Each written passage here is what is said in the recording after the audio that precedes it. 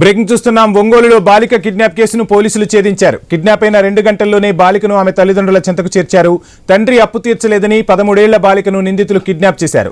చీమకుర్తికి చెందిన వడ్డీ వ్యాపారి శ్రీనివాసరావు నుంచి తిరుపతికి చెందిన ఈశ్వర్రెడ్డి 5 లక్షల రూపాయలు అప్పు తీసుకున్నాడు. అయితే 3 లక్షలు చెల్లించగా ఇంకా 2 లక్షలు చెల్లించాల్సి ఉంది. ఎన్నిసార్లు అడిగినా డబ్బులు ఇవ్వడం లేదని ఆగ్రహించిన శ్రీనివాసరావు ఈశ్వర్రెడ్డి కూతుర్ని కిడ్నాప్ చేశాడు. మీ కూతుర్ని తీసుకెళ్తున్నానని, డబ్బు చెల్లించే వరకు వదిలిపెట్టేది లేదని నిందితుడు ఫోన్ చేసి బెదిరించాడు. అప్పటికే బాలిక ఆచూకీ కనిపించకపోవడంతో తల్లిదండ్రులు చీమకుర్తి పోలీస్ స్టేషన్లో ఫిర్యాదు చేశారు. బాలిక తల్లిదండ్రుల ఫిర్యాదుతో అప్రమత్తమైన పోలీసులు కిడ్నాప్ కేసును ఛేదించారు. బాలికను తల్లిదండ్రులకు అప్పగించి నిందితుడు ఈశ్వర్రెడ్డిపై కేసు నమోదు చేసి దర్యాప్తు చేపట్టారు.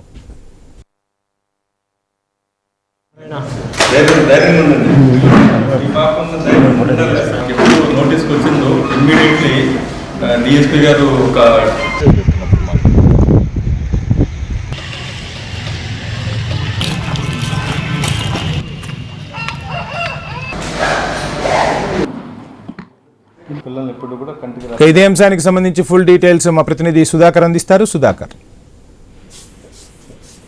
ఏదైతే తండ్రి చేసిన అప్పులు తండ్రి తీర్చలేదని చెప్పేసి ఆయన కూతురు బాలికనైతే కిడ్నాప్ చేసిన ఘటన అయితే ప్రకాశం జిల్లాలో చూస్తుంది. అయితే బాలిక కిడ్నాప్ జరిగిన 2 గంటల వ్యవధిలోనే ప్రకాశం జిల్లా పోలీసులు అయితే ఆ బాలికను కిడ్నాపర్ చెర నుంచి మాత్రం చెర నుంచి 2 గంటల వ్యవధిలో విడిపించారు. అయితే ప్రకాశం జిల్లా చీమకుర్తిలో జరిగిన ఈ సంఘటన మాత్రం సంచలనంగా మారింది. ప్రకాశం జిల్లా చీమకుర్తికి చెందిన శ్రీనివాసరావు అనే వ్యక్తి మాత్రం కోవిడ్ కు ముందు తిరుపతికి ప్రతినిధి వెళ్ళాడు. అయితే తిరుపతిలోని ఈశ్వర్రెడ్డి అనే వ్యక్తితో పరిచయమైంది. ఈ నేపథ్యంలోని వ్యాపారం కోసం 5 లక్షలుగా ఈశ్వర్రెడ్డి దగ్గర అప్పు తీసుకున్నాడు. పెట్టిన వ్యాపారంలో నష్టాలు రావడంతో శ్రీనివాసరావు తన స్వగ్రామైన చీమకుర్తికి తిరిగి వచ్చి ఇక్కడ ప్రైవేట్ ఉద్యోగం చేసుకుంటూ జీవనం సాగిస్తున్నాడు. అయితే ఈశ్వర్రెడ్డికి ఇవ్వవలసిన 5 లక్షల రూపాయలు 3 లక్షల రూపాయలు చెల్లించాడు. ఇంకా 2 లక్షల రూపాయలు ఈశ్వర్రెడ్డికి శ్రీనివాసరావు చెల్లించాల్సి ఉంది. అయితే చెల్లించాల్సిన 2 లక్షల రూపాయల విషయంలో ఇటు శ్రీనివాసరెడ్డికి అటు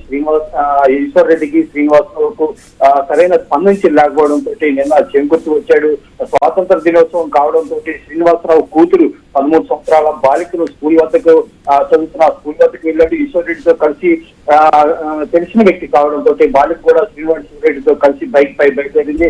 అయితే తను ఎక్కడికి తీసుకెళ్తున్నావు అంటూ ఈశ్వర్రెడ్డిని ఆ బాలిక అడగడంతో ఒంగోలు వెళ్లి స్వీట్ కొనుక్కుందాం అని చెప్పి సమాధానించాడు. అయితే ఈశ్వర్రెడ్డి ఆ బాలికను బైక్ పై ఎక్కించుకొని కిడ్నాప్ కు ప్రయత్నించాడు.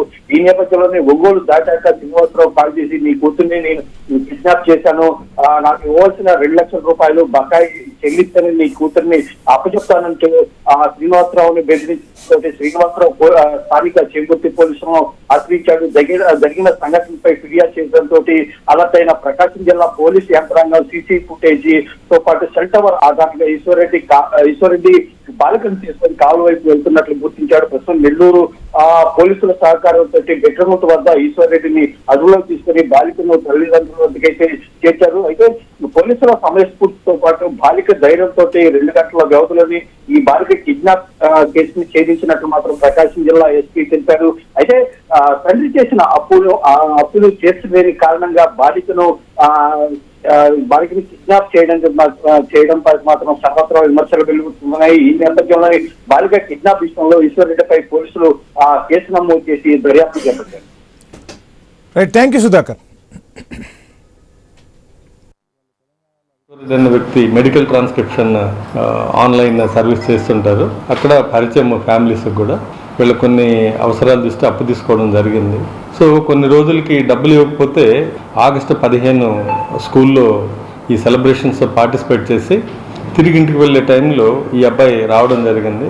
గుర్తుపడుతుంది కాబట్టి అంకుల్ ఎక్కడ అంటే మాదిరిగా మీ ఇంటికి వెళ్దామంటే దారి తెలియదని చెప్పి అమ్మాయిని బండిలో ఎక్కించుకొని, అలాగే తెలిసిన వ్యక్తి కాబట్టి ఈ అమ్మాయి కూడా అంకుల్ తెలుసు కదా అనేసి ఎక్కింది. ఇంకా అతను ఒంగోలు నుంచి తిరుపతి వైపు ప్రయాణిస్తున్నాడు. అమ్మాయికి అప్పుడు భయం వేసి అది ఏదో జరుగుతుంది, నన్ను కిడ్నాప్ చేశారన్న విషయంతో ఏడిస్తే అప్పుడు ఫోన్లో వాళ్ళ నాన్నతో మాట్లాడించడం జరిగింది. అతను అప్పుడు క్లియర్గా చెప్పారు, డబ్బులు ఇస్తే మీ అమ్మాయిని వదులుతాను, లేదంటే కిడ్నాప్ చేసి తీసుకెళ్ళి చంపేస్తానని బెదిరించడం జరిగింది. ఆ కిడ్నాపర్ని ఈ అమ్మాయి కూడా అప్పుడు అక్కడ అరవడం అన్నీ చేయడంతో ఇమ్మీడియట్లీ ఐడెంటిఫై చేసి ఈ అమ్మాయిని మనం రెస్క్యూ చేయడం జరిగింది. తిరుపతికి సంబంధించినటువంటి ఈశ్వర్రెడ్డి అనే ఒక వ్యక్తి, అతన్ని మనం అదుపులోకి తీసుకోవడం జరిగింది. రిమాండ్ కూడా చేస్తున్నాం. ఇంకా ఏమైనా కారణాలు ఉన్నాయి దీని వెనకాలన్నా కూడా విశ్లేషిస్తాం. ఈశ్వరుడు అనే వ్యక్తి మెడికల్ ట్రాన్స్క్రిప్షన్ ఆన్లైన్ సర్వీస్ చేస్తుంటారు. అక్కడ పరిచయం ఫ్యామిలీస్కి కూడా వీళ్ళు కొన్ని అవసరాల దృష్టి అప్పు తీసుకోవడం జరిగింది. సో కొన్ని రోజులకి డబ్బులు ఇవ్వకపోతే ఆగస్టు 15 స్కూల్లో ఈ సెలబ్రేషన్స్ పార్టిసిపేట్ చేసి తిరిగి ఇంటికి వెళ్ళే టైంలో ఈ అబ్బాయి రావడం జరిగింది.